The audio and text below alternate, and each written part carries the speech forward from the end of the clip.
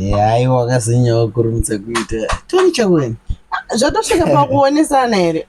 aiwa kani kubvota ashe kushushira ndini ndakati noti makatanga kuita saka mautogara ndichiombere Aiwa kuti inini ndakaita kuti munonoke kuchiita here. timbone aiwa akakurumidza kuita indakanonoka ndanda kutonyara kufamba nevesera rangu boza mwaizoratidzana Tione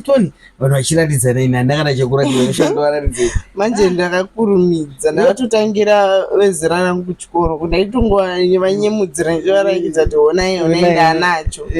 apa vanhu fanika muri vadiki muchangotanga uchiita munga muchiratidzana kuti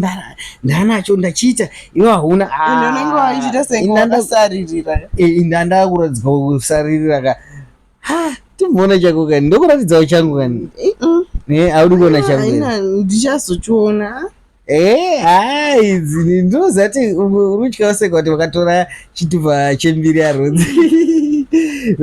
wapa mukundisaka muchingoti tioneakatora chitupa chepepa mazitupa iwe hai ndakanonoka ngutora ka ndakasitora kadika but iwo akatora chiri kuchikoro mafom 1 fom 2 ikoko kwatora zitupa rechipepa rakadai nenyaya yemasports manje aya ndingotaura kuti ini ndakamboda kuzama kutora ndiri diki ne 15 years ndobva ndatadza kutora